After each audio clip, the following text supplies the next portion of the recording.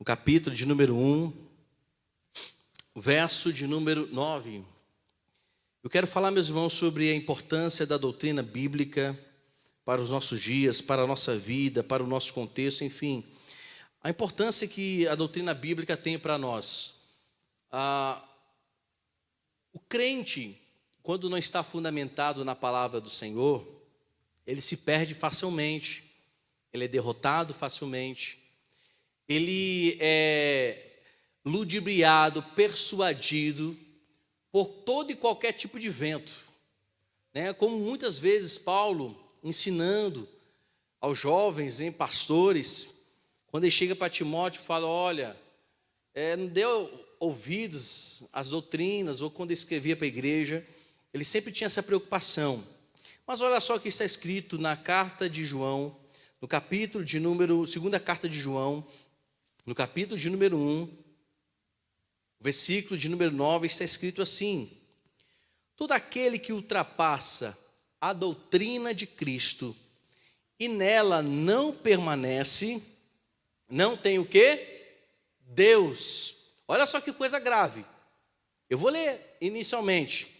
Todo aquele que ultrapassa a doutrina de Cristo e nela não permanece, não tem Deus. A Bíblia é muito clara e objetiva.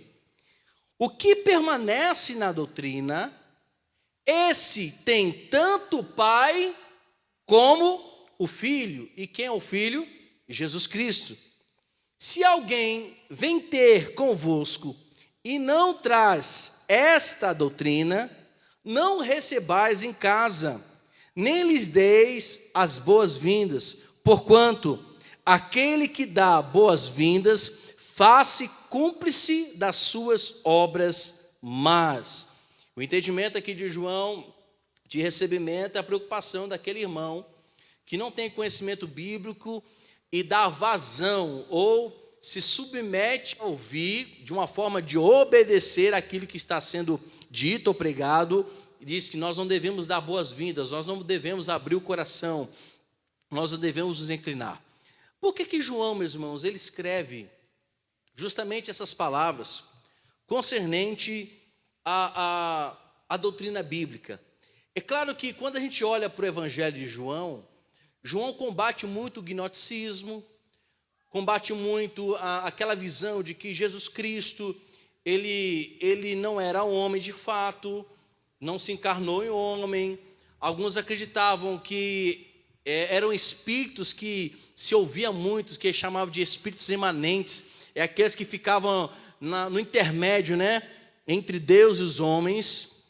Por isso que a gente não deve dar ouvido. A Bíblia fala que, Paulo dizendo que nós devemos dar ouvidos, né, às doutrinas dos demônios, dos falsos cristos. E João aqui não é diferente.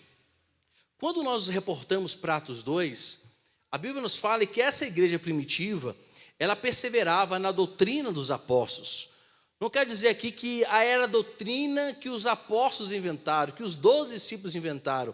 Mas quando se usa esse termo, doutrina dos apóstolos, é porque o que os apóstolos ensinavam, o que Jesus tinha dito, ensinado e exortava os discípulos, então, por isso que é tido isso como doutrina dos apóstolos, o que os apóstolos aprenderam de Jesus Cristo.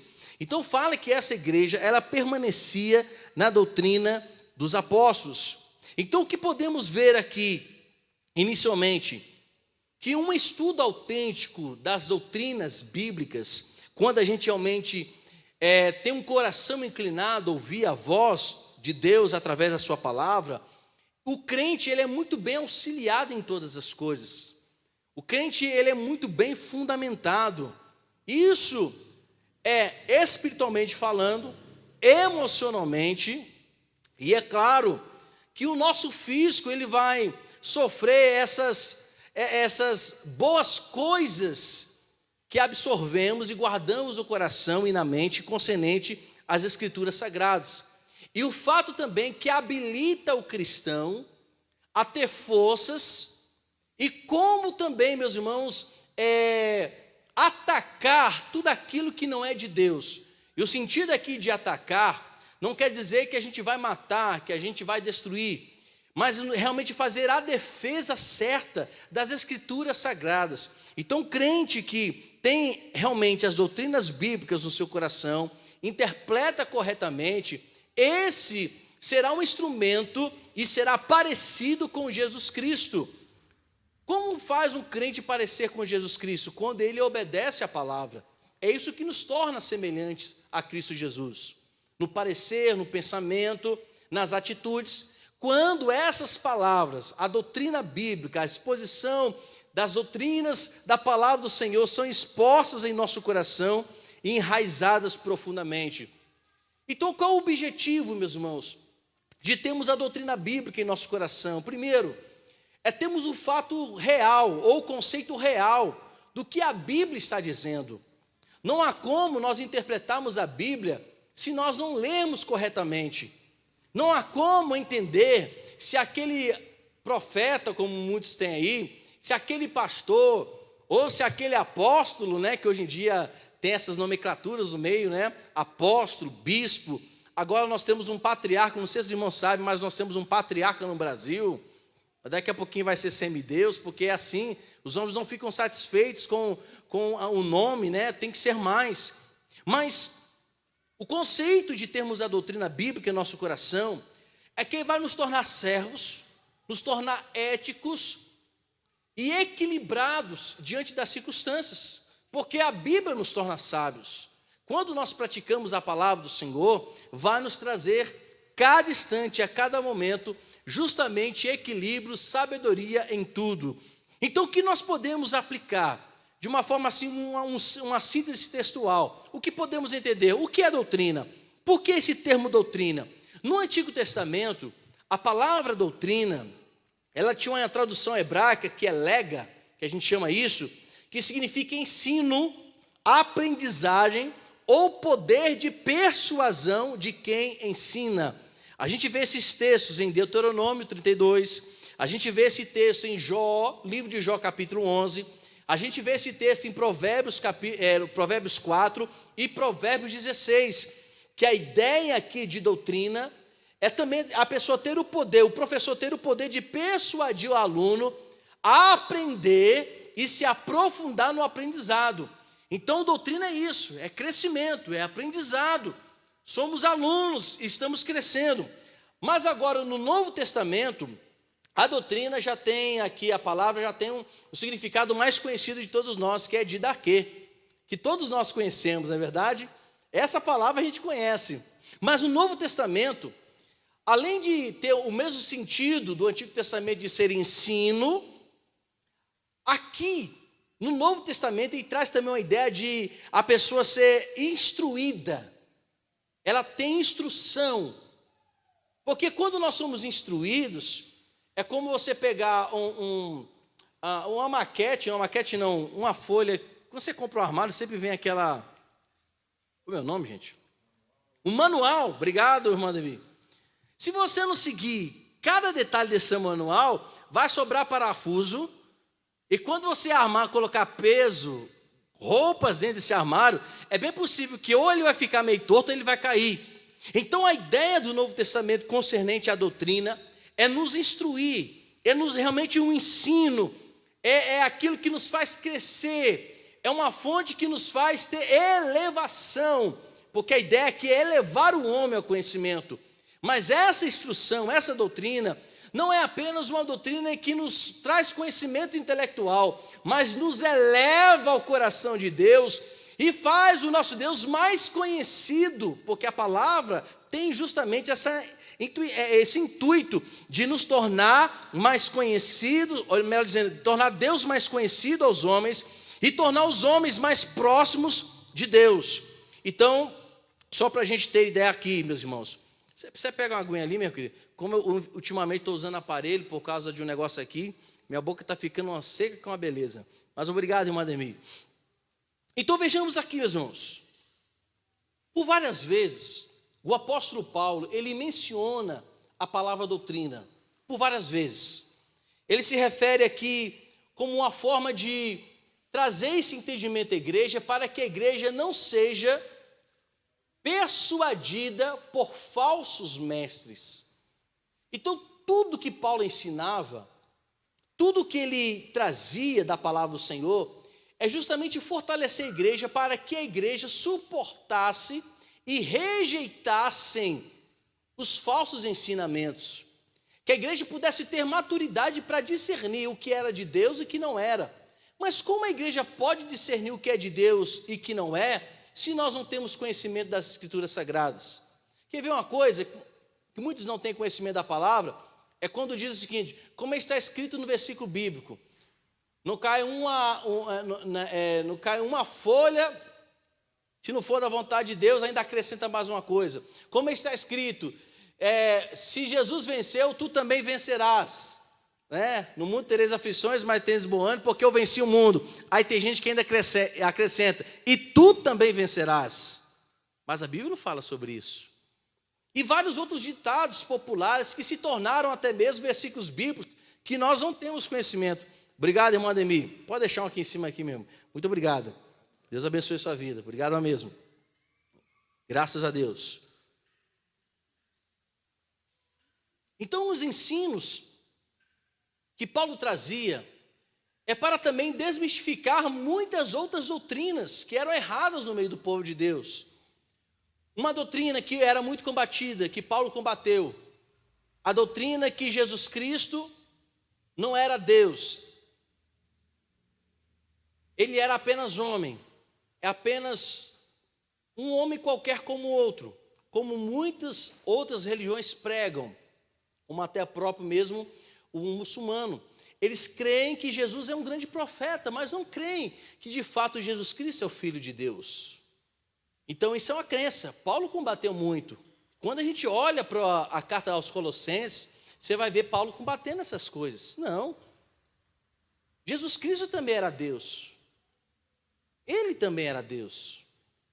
Outras crenças colocando que Jesus Cristo nunca foi encarnado em homem, ele era um espírito entre nós. Como volto a dizer, João, no seu evangelho, combatia essas tais práticas, esses tais ensinos. Ele era o verbo, ele estava com Deus, mas ele se fez o quê? Se encarnou em homem. Então esse Deus que era espírito se encarna em homem. Tanto é que Maria é agraciada. Outra questão que a gente pode entender também é que Paulo também, em muitas das suas cartas, combateu algumas teologias erradas a respeito do próprio evangelho. Quais eram essas teologias? Uma das teologias, meus irmãos, é justamente como a gente vê nos dias de hoje, que essa questão da teologia da prosperidade, ela não é um ensino novo. Muitos anos atrás, muitos acreditavam nisso também. Não é uma coisa nova. No período do século 3, 4, se havia também essa ideia de que um homem que não alcançava o perdão de Deus sempre viveria na pobreza. Então, a prosperidade financeira é um... Eu vou usar esse termo não, eu vou usar outro termo aqui. É uma forma da pessoa ser entendida de que Deus a perdoou de tal forma que a prosperidade é o sinal que ela está a cada instante encontrando-se com Deus, se santificando e tendo a aprovação do próprio Deus concernente a isso. Como outra teologia que temos visto hoje, que é uma teologia errada, dizendo que Jesus Cristo morreu na cruz porque nós temos esse merecimento. Aí qual é o erro que se coloca? É que se somos a imagem e semelhança de Deus, logo isso nos dá o direito de Jesus Cristo ter morrido na cruz por nós. Então isso, meus irmãos, é um erro de interpretação teológica. Quem de nós temos o merecimento ou tínhamos o merecimento de Jesus Cristo morrer na cruz? Então essas ideias nós precisamos tirar. Quer ver outro erro teológico, ou erro de interpretação bíblica? É quando nós usamos aquele ditado, bem, a cruz era para nós. Se um dia você pregou sobre isso aqui, não é isso? Foi essa que pregou um dia sobre isso. Quando a gente usa esse termo, a cruz não era para nós, era para nós, melhor dizendo. Meus irmãos, a cruz não era para nós, não era. Porque qual é a promessa de quem vai morrer na cruz? Um cordeiro que não tinha o quê? Pecado. E todos nós temos pecado. Então isso faz com que a cruz não seja para nós, ou não eram para nós. A cruz era para um cordeiro. E é claro, sim, que Jesus se fez maldito por nós, mas nenhum ser humano teria a capacidade de morrer na cruz. É como a gente se reporta para a carta aos Hebreus, lá no capítulo 9, que quando fala que a morte de Jesus Cristo ela foi eficaz, efetiva e para sempre. Então não há necessidade de Jesus Cristo morrer novamente, porque ele era o cordeiro perfeito.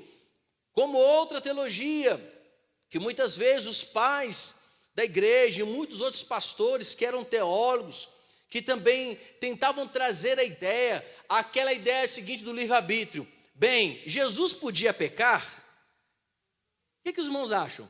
Jesus podia pecar por ter o livre-arbítrio? É claro que não, meus irmãos. Porque que ele não tinha natureza pecaminosa. Então, por ele não ter natureza pecaminosa, não o deixava, graças a Deus, isso nunca vai acontecer. Então, Jesus Cristo não tinha inclinação para pecar, porque ele não possuía a natureza pecaminosa, porque é a nossa natureza pecaminosa que nos inclina a pecar. E a nossa natureza é contra Deus. Essa natureza pecaminosa é totalmente contra Deus. E outra coisa, ele não podia ser tentado porque também ele era Deus. Hebreus fala que Deus não pode ser tentado. Então nós temos que tirar essa ideia da cabeça. Jesus podia pecar? A ideia do livre-arbítrio. Erro de interpretação bíblica. Jesus nunca poderia pecar, porque nunca teve mancha, nunca teve natureza pecaminosa e nunca desejou pecar, porque ele era santo de fato. Jesus Cristo era 100% santo. Uma pessoa que era 100% santa, tinha inclinação para pecar, meus irmãos? Claro que não. Então esse combate a muitos erros teológicos e até mesmo uma teologia totalmente errônea, só temos esse conhecimento se de fato conhecemos as Escrituras Sagradas. Não há como combater essas coisas se nós não tivermos o conhecimento. Então Paulo por muitas vezes fez isso. A gente vê a carta de Timóteo, de Tito, olhamos para Coríntios, que era uma igreja tremendamente, meus irmãos, influenciada pelo mundo. Uma igreja, eu não vou dizer que foi uma das igrejas mais difíceis de que Paulo pastoreou, mas era uma igreja muito difícil, devido à influência que sofria até mesmo pela própria comunidade. A igreja de Éfeso também era uma igreja, meus irmãos, que teve suas dificuldades, e como outras igrejas que Paulo escreve. Então nós precisamos ter essa consciência. E se nós olharmos bem, a teologia paulina, ou a teologia que Paulo, interpretando da palavra do Senhor, ele traz o que? A revelação do mistério da graça de Deus, a revelação dos templos que ainda estão ocultos aos nossos olhos. Então isso tudo a gente vê nas cartas de Paulo com cunho doutrinário. Nós vamos perceber em todas as cartas de Paulo, que Paulo ele ensinava as Escrituras, mas grande parte do que ele ensinava, ele aplicava às pessoas, porque ele tinha essa preocupação de aplicar nos corações. E não foi diferente também quando nós lemos aqui a carta de João, que ele traz esse cunho de que quem foi resgatado, nascido por Deus, que é justamente a primeira carta que ele traz isso muito enfático, nascidos de Deus. Você pode ver que João, ele sempre vai enfatizar na primeira carta que ele escreve sobre o novo nascimento. Quem nasceu de Deus, quem confessou Jesus Cristo, tem essas e tais atitudes. Na segunda carta, ele vai direcionar para esses cristãos que devem permanecer ou ter no seu coração a permanência dessas doutrinas da palavra de Deus, ao ponto que ele começa, meus irmãos, de uma forma bem forte, bem firme. Quem desconhece dessa doutrina, dessa palavra, ele não conhece Deus.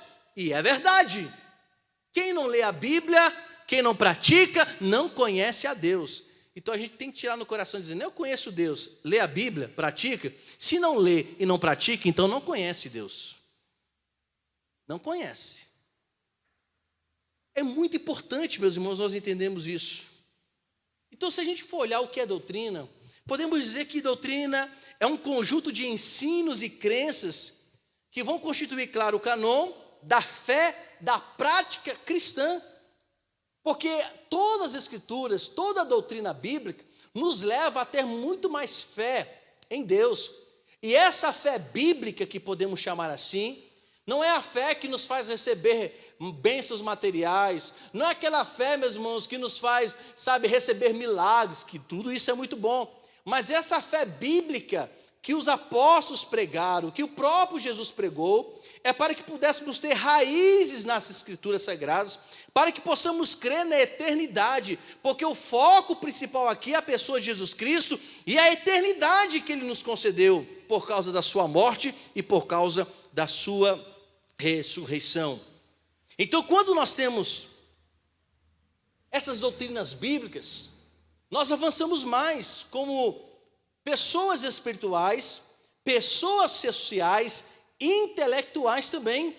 Então, quando nós aplicamos a palavra do Senhor em nosso coração, nós crescemos em todas as áreas. Eu vou repetir: quando nós aplicamos as Escrituras Sagradas, nós crescemos em todas as áreas da nossa vida. Por quê? A Bíblia tem resposta para casamento, tem resposta para pai, tem resposta para filho. A Bíblia fala sobre física, sobre química. A Bíblia fala sobre matemática. A Bíblia fala sobre sociologia, geografia. A Bíblia tem, meus irmãos, tem resposta para tudo. Só não tem resposta para algumas coisas que Deus não quis revelar. Mas elas serão reveladas em nome de Jesus Cristo quando estivermos com Ele lá na eternidade. Aí sim nós vamos conhecer muitas coisas a respeito de Deus. Então o que podemos dizer? Que quem obedece à palavra e tem essas doutrinas bíblicas enraizadas no coração, são pessoas que têm, irmão, firmeza, elas são consolidadas, não são pessoas que vivem de altos e baixos. Você pode ver uma pessoa que vive e pratica a palavra e obedece sempre a palavra do Senhor, dificilmente você vai ver essa pessoa oscilando, dificilmente ela vai ter altos e baixos, porque a palavra do Senhor, quando lida e obedecida, traz equilíbrio na nossa vida em tudo. Em tudo. Volto a dizer uma coisa aqui.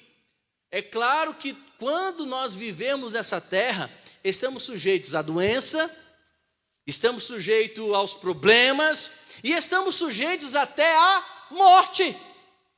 Contudo, porém, entretanto, aqueles que são de Deus, amam as Escrituras e obedecem às Escrituras, certamente, meus irmãos, têm qualidade de vida emocional, espiritual, intelectual melhor, porque ele está trazendo para a sua vida aquilo que é vida, aquilo que é verdadeiro e aquilo que é bom.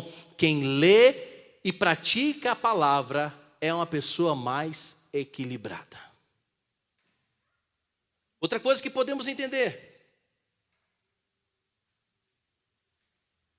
quando uma pessoa ela obedece a palavra,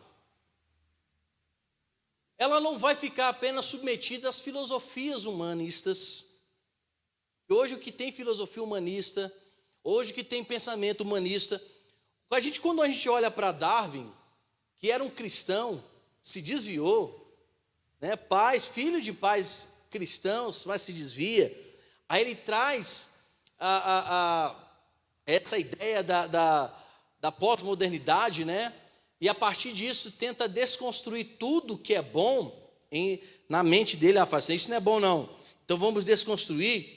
Mas as pessoas que são firmadas na palavra do Senhor, meus irmãos, elas certamente, elas viverão o que é Jesus Cristo. Ela tem Jesus Cristo como centro da sua vida.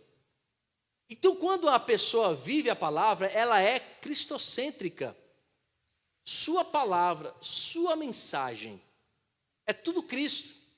Eu lembro que estava lendo um comentário de um pastor, que ele dizia assim: até na oração a pessoa é influenciada quando lê a palavra de Deus. Quem ler mais a Bíblia, ora melhor. Quem lê e obedece às Escrituras, sabe como orar.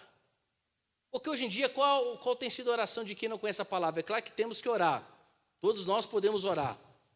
Mas muitas vezes a nossa oração ela se torna vazia porque nós não conhecemos as Escrituras Sagradas. Tem gente que ora hoje dando recado para os outros. Tem gente que quando vai orar, conta mais a vida dela do que pede, que fala com Deus. Conta: estive na rua 3 de maio. Você sabe, Senhor, que eu estive na rua 3 de maio. E quando eu cheguei na rua 3 de maio, eu vi a porta da igreja aberta. E quando eu vi a porta da igreja aberta, Oração é para Deus, não é dizer o povo que você pensa, é falar para Deus o que você está pensando. Mas às vezes falta isso, o quê? Conhecimento. Então tem hora que a gente pede mal porque a gente não conhece. Então quando nós absorvemos a palavra, enraizamos em nosso coração, a nossa oração é cristocêntrica, o nosso louvor é cristocêntrico, a pregação é cristocêntrica, a nossa vida se torna cristocêntrica. E as pessoas vão perceber o que em nós? Cristo. Cristo. O que tem acontecido hoje nas igrejas? Por não interpretarem corretamente a palavra, coloca o quê? O homem acima de todas as coisas. Você vê, às vezes, fachadas de igreja em que o retrato do pastor que está ali é maior de se bobear do que o nome da igreja que ele pastoreia. Porque parece que é o homem que é o centro das coisas. Mas quem lê a Bíblia percebe que não é o homem é o centro das coisas. No início, meus irmãos, do século I, quando a Igreja Católica era chamada a Igreja Antiga, a Igreja Católica Antiga. Mas era uma igreja que professava Cristo, tinha o ensinamento de Cristo, mas durante, infelizmente, um período, ela foi se perdendo, como muitas igrejas hoje têm se perdido também. Colocado o homem como se fosse o centro da igreja. Então a igreja começou a se perder quando os bispos eram todos iguais e tinham a mesma responsabilidade, só que começaram a ter a necessidade de se exaltar um e estar acima de todos. E na igreja evangélica não está sendo diferente, não. O homem está sendo colocado no pedestal e Jesus Cristo está onde? Lá embaixo. É evidente que Jesus Cristo não veio a este mundo para ser servido, mas veio para servir. Mas não podemos colocar Jesus Cristo como algo secundário, como um objetivo de terceiros, não. Jesus Cristo tem que ser o primeiro. Ele tem que estar acima de todas as coisas, porque Ele é o cabeça da igreja, e nós é quem servimos a Deus. É por isso que a igreja não pode estar centralizada em homens, porque os homens erram, falam besteiras, os homens pecam, os homens, meus irmãos, muitas vezes fazem coisas que não devem. E você quer um exemplo claro? Eu posso dar um exemplo muito pessoal. Na época do meu pai pastoreava aqui, em 89 ele saiu daqui, nós saímos daqui em 89. A igreja vivia lotada ou não vivia, meus irmãos? Mas quando o pastor Acácio saiu, o que aconteceu? O que aconteceu? Os irmãos podem falar. Hã? O povo fez o quê? Aí eu pergunto para esse pessoal, por que não permaneceram por causa de Cristo? Os irmãos estão entendendo? Como é que são as coisas? Era para a igreja continuar o quê? Cheia. Porque as pessoas estão vendo o homem, não Cristo como centro. Quando olhamos para as Escrituras, nós vamos ver que Cristo é o centro de todas as coisas. Ele é o Senhor de todas as coisas. Outra coisa que podemos entender sobre a definição de doutrina, que é um conjunto de princípios, e tem como base as Escrituras sagradas. E essas Escrituras vão fazer o quê? Vão nos orientar como nós devemos ter um relacionamento com Deus. As Escrituras nos ensinam como nos relacionarmos com a igreja. A palavra, as Escrituras nos ensina como a gente se relacionar com os semelhantes. A Bíblia até nos ensina como a gente deve se relacionar até com os inimigos. Mas como vamos saber relacionarmos com Deus, com a igreja, com os semelhantes e até mesmo com os nossos inimigos se nós não lemos nem praticamos a palavra? É por isso, meus irmãos, que tem muitas pessoas que ainda estão doentes espiritualmente falando. Estão com a sua alma doente. Não sabe se relacionar com as pessoas. Ah, pastor, porque o senhor não sabe que tem uma pessoa que está se levantando contra mim, não sei o que lá. Leia a Bíblia que você vai saber como lidar com essa pessoa.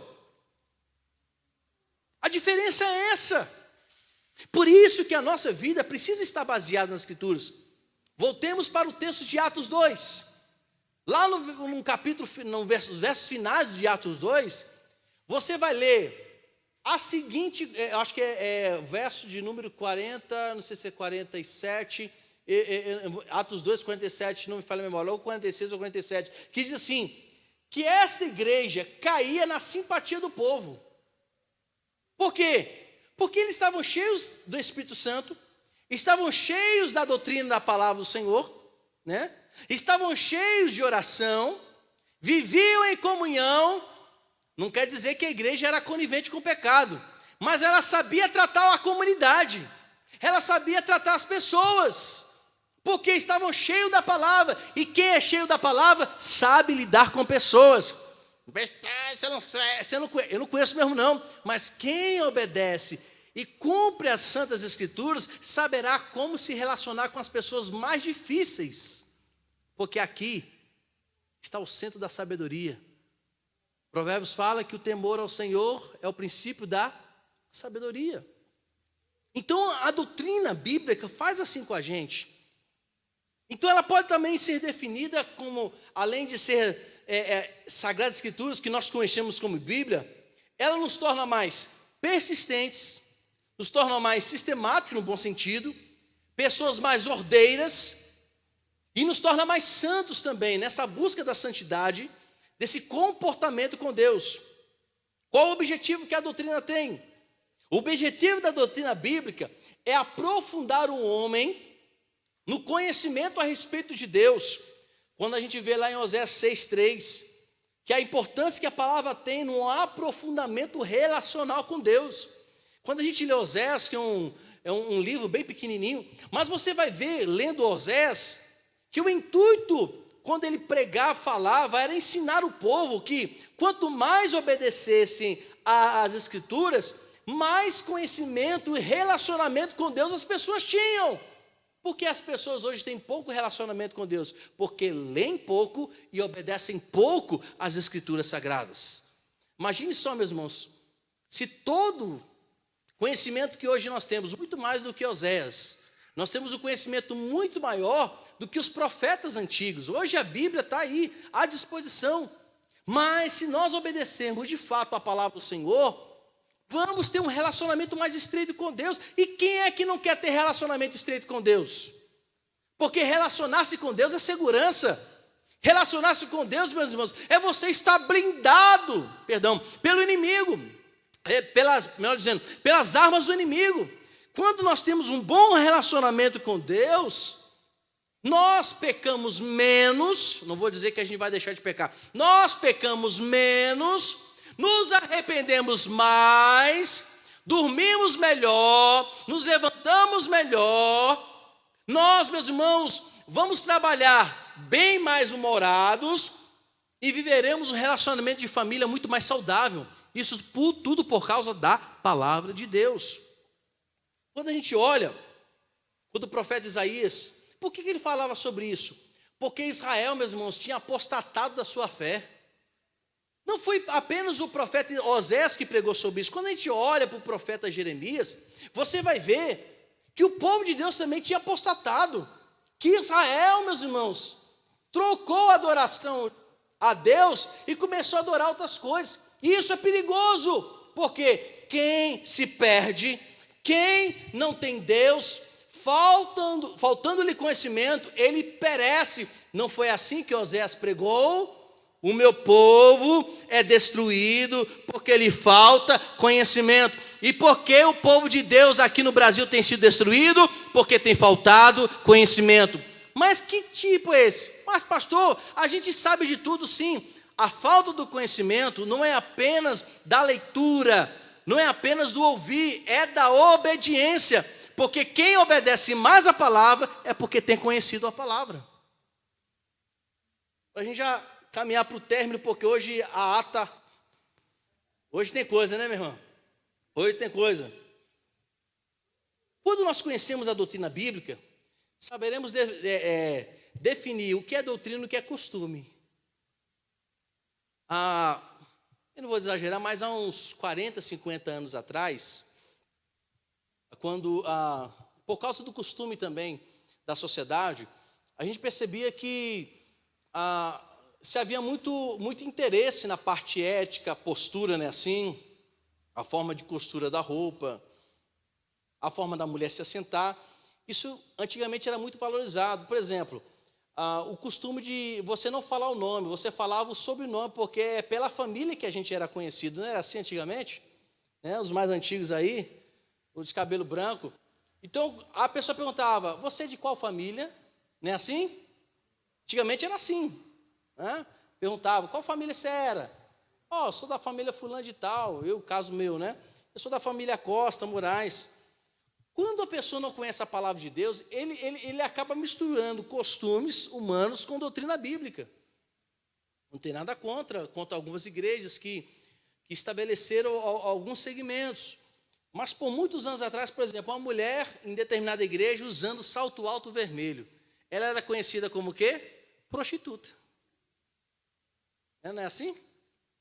Antigamente, uma mulher que em algumas determinadas lugares não podia sentar homem e mulher no mesmo banco. Tinha que se andar separado, né? Homens para a direita e todos os homens... Até mesmo casados era assim. Chegava na igreja, o homem ia para um lado e a mulher ia para o outro. E algumas denominações consideravam até certas atitudes pecado. Por exemplo, deixar o homem com barba, homem barbudo. Apesar que não dá para ver ninguém barbudo aqui, eu acho que não tem nenhum barbudão aqui, né? Mas antigamente usar barba em determinadas igrejas, isso era um pecado. Só o bigodinho que precisava, né? Só era bigode. Mas era a ideia do costume. E às vezes era tirada de uma má interpretação da palavra. Não é a questão da barba. Apesar que a gente é bom, a gente está bem apresentado. Porque servo de Deus anda cheiroso, anda bem arrumado, não anda maltrapilho. Quem anda maltrapilho é a gente que não gosta. Mas a gente tem que se bobear, as irmãs, né? Fazer aí arrumar o cabelinho, os homens também andar cheirosinho, isso é muito bom, né? Mas antigamente era tido como, o costume era tido como uma doutrina bíblica. E a Bíblia não falava determinadas coisas, mas as pessoas colocavam como se fosse doutrina da palavra. Alguns pastores até cometiam erros por não gostar de determinadas coisas, colocavam isso como pecado. Não é porque era pecado, é porque ele não gostava, ele logo dizia que era pecado. Mas como a gente sabe disso? Se nos falta o conhecimento da palavra de Deus. Então, até homens que eram homens de Deus erravam muitas vezes porque não se aprofundavam nas Escrituras Sagradas. Não quero dizer que o dia de hoje que a gente vai andar na libertinagem de qualquer maneira, não.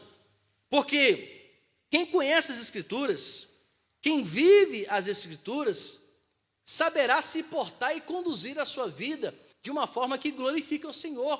Porque todos nós somos templos do Espírito Santo. Então nós precisamos ter esse entendimento. Quando a gente conhece a palavra, nós vamos saber separar o que são costumes humanos e o que é a palavra, o que a Bíblia nos ensina, o que ela está nos dizendo, que tipo de comportamento devemos ter, de que maneira devemos nos comportar na sociedade.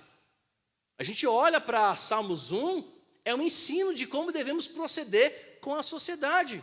Quando a gente olha para Romanos 12, que nós conhecemos de cor salteado, que a gente não pode ter a nossa mente conformada com esse sistema pecador, mas temos que renovar a nossa mente.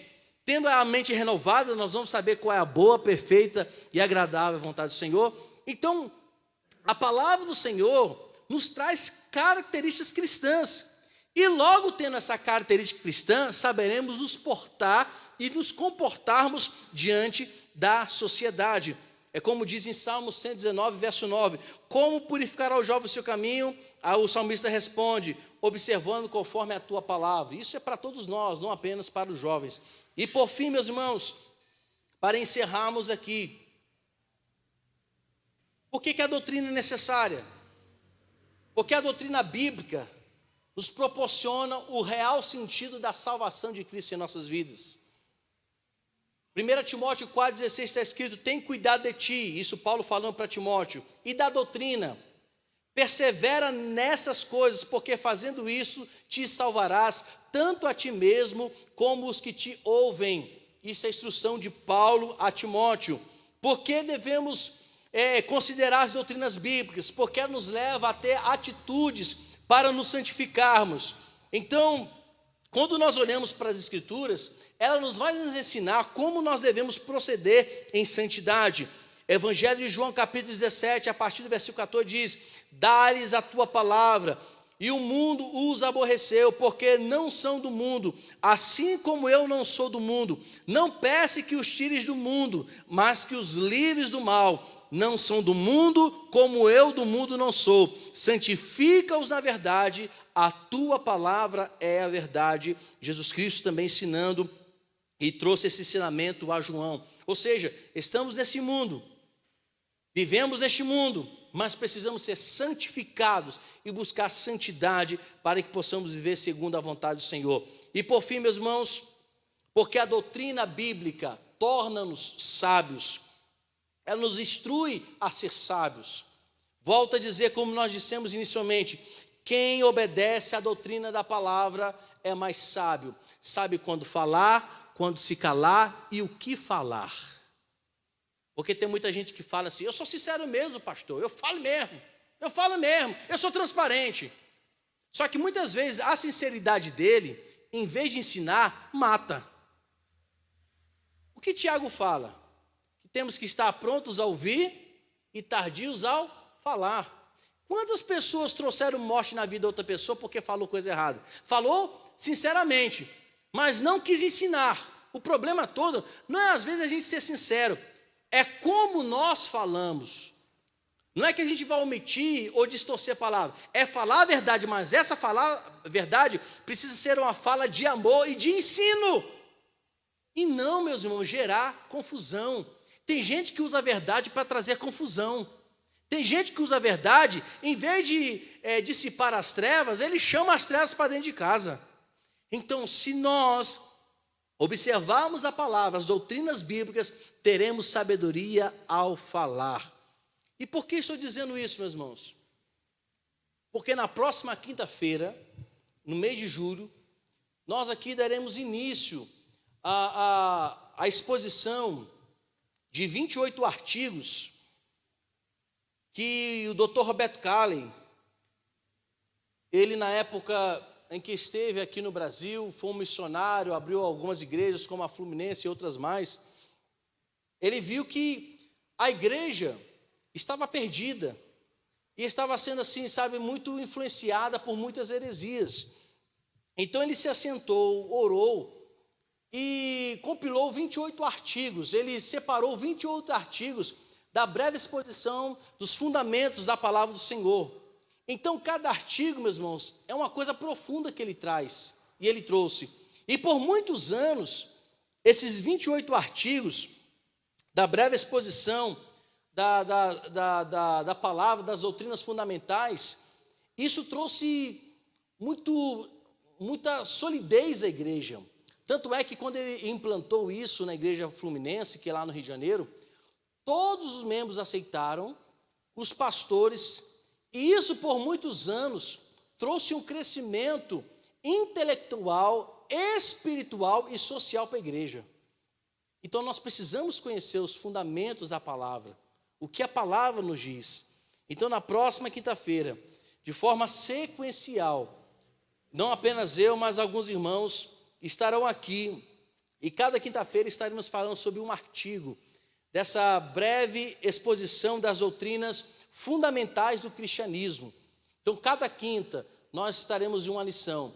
E eu pedi, meus irmãos, uma lição que fala sobre os 28 artigos, e aqueles irmãos que quiserem adquirir, já conversei até com o irmão Altair, que é o dono aqui da livraria 316, eu disse, irmão Altair, se alguém quiser ter em mãos esse material, essas lições, que são duas lições, 2 volumes, né? Na primeira vem 14, na segunda vem outros 14. E essas lições estarão disponíveis aos irmãos, claro que tem que fazer o pedido, ali na livraria 316, nosso irmão Altair. Eu já conversei com ele, falei, se alguém quiser, é muito bom, meus irmãos. Você vai conhecer quase a Bíblia toda nesses 28 artigos, que são profundos, são ensinamentos teológicos e bíblicos profundos. E você, ao conhecer esses 28 artigos que ele coloca, você vai ficar mais solidificado, vai ficar mais firmado, e você vai perceber que como é bom conhecer a palavra de Deus e ninguém mais vai te enganar. Pode ter certeza disso.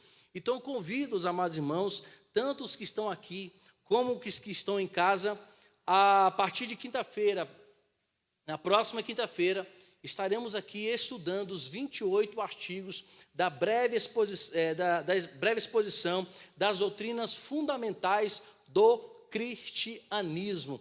Eu tenho certeza que nós vamos crescer muito durante esse período que estaremos aqui aprendendo a respeito disso. Amém, meus irmãos? Amém.